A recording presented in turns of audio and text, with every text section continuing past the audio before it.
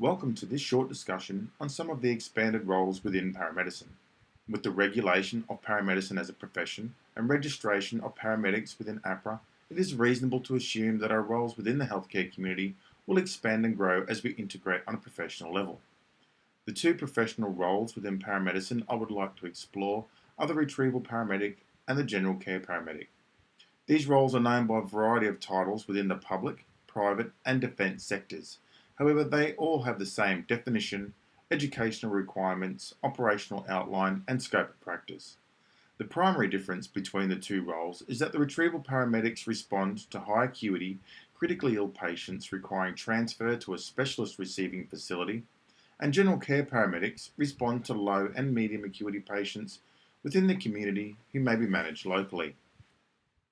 Retrieval paramedics are defined by Paramedics Australasia as an advanced clinical practitioner in paramedicine who provide medical assessment, treatment and care in the out-of-hospital environment to facilitate the safe and effective transfer of critically unwell patients to a specialist receiving facility. Retrieval paramedics have a variety of titles depending on the organisation they are employed by.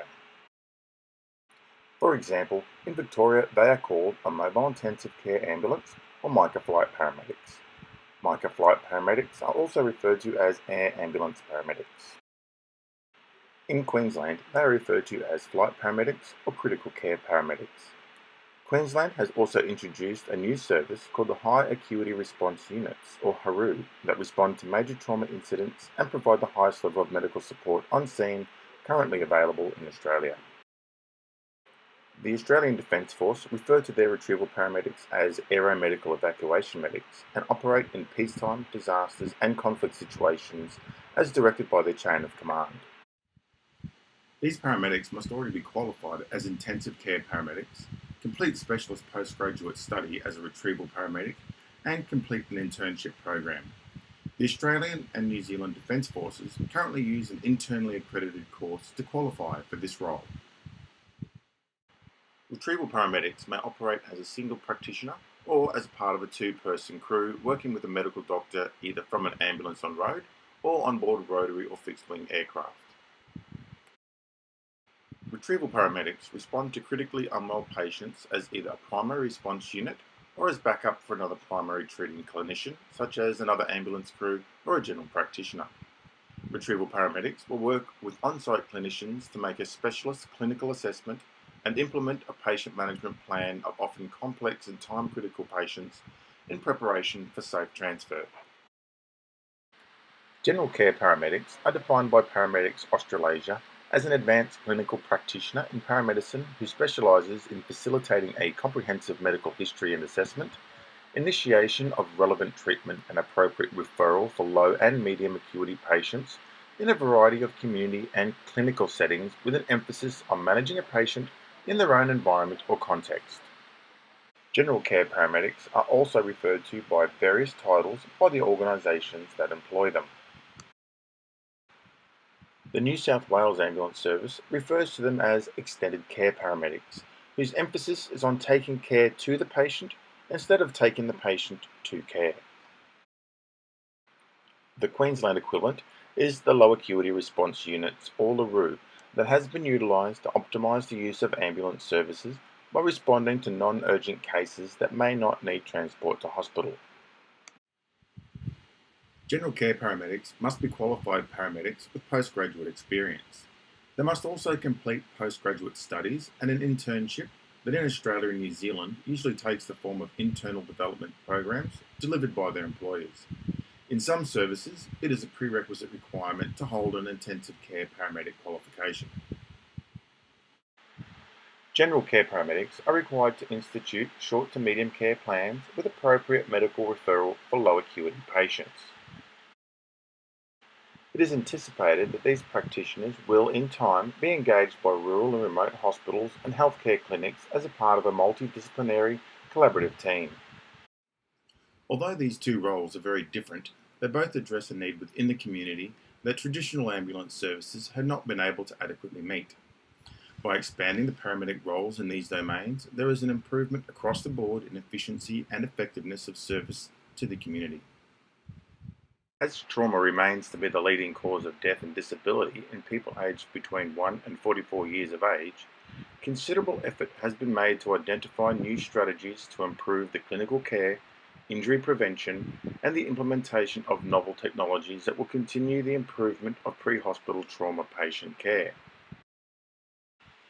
In a review of pre-hospital trauma deaths in Victoria, published in the British Medical Journal this year, the authors identified a list of novel interventions and technologies that may have been potentially helpful in the care of the severely injured. This list included ultrasound, wound packing, tranexamic acid, packed red blood cells, arterial tourniquets, and finger thoracostomy. All of these things are among the expanded scope of interventions and pharmacology currently available to the Queensland-based Haru offices, and will in time become a standard of advanced pre-hospital care for the severely injured patient throughout Australia. The introduction of the retrieval paramedic roles has been implemented with the intent of improving each component of the acute continuum of care for severely injured patients. They are also capable of utilising novel technologies and interventions that may reduce mortality.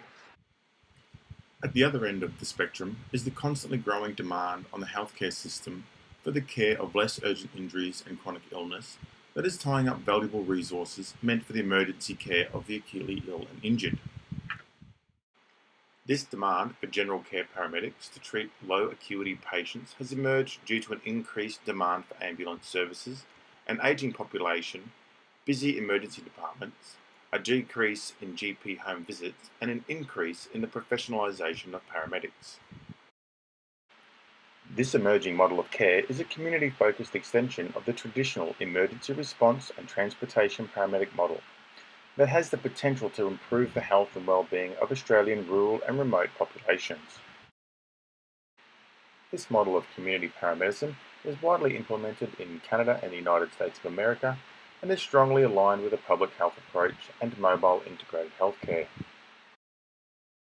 By utilising appropriately trained paramedics to respond to non-life-threatening injuries and illness that may not need transport to hospital, there will be more resources available for patients requiring emergency care. This system will also reduce the burden on hospital emergency departments by reducing the number of low acuity patients being transported by ambulance crews. Some of the additional services that may be offered by the general care paramedic include home visits, falls prevention, medication management, immunisations, wound care, and community referrals. It is vital that all paramedics have a clear understanding of the scope of practice for these additional resources so that they know when to request their support, what value add they will bring to certain cases, and should provide incentive for continuing education and development as practitioners in an area that suits their personality and career aspirations. As the world's population continues to grow in age, so too does the prevalence of comorbid and chronic diseases, coupled with a concurrent rise in risk factors such as increasing frailty and obesity. This changing demographic will place an increasing demand on a system that was designed to meet the needs of the acutely ill and injured only. This is exacerbated by increasing societal expectations of absolute entitlement to services.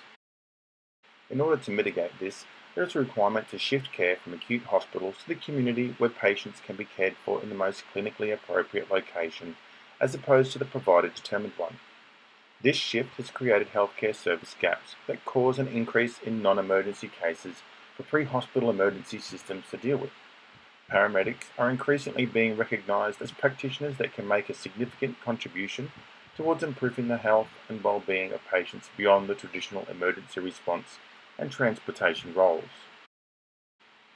Rising expectations from both the public and service providers to receive an equal standard of medical support for remote and rural areas that do not have the same level of medical services as metro areas is also a driving factor behind the increasing demand for paramedics to expand their scope and roles in community healthcare. The profession of paramedicine has been constantly evolving to meet the growing demands of pre-hospital care. As the demands of the healthcare system increase, the role of the paramedic has evolved as well. From its early focus on first aid and patient transportation, the profession is moving into a new era of treating patients experiencing a wide range of medical conditions and trauma. As the range of interventions and scope of practice continues to widen, so too does the scope for paramedics to make decisions and to deliver care with increasing autonomy. The increase in acuity and complexity of the patients being treated by paramedics has also called for an increase in responsibility and skill sets that are required for the multifaceted role that includes complex decision making, clinical care, and referral processes.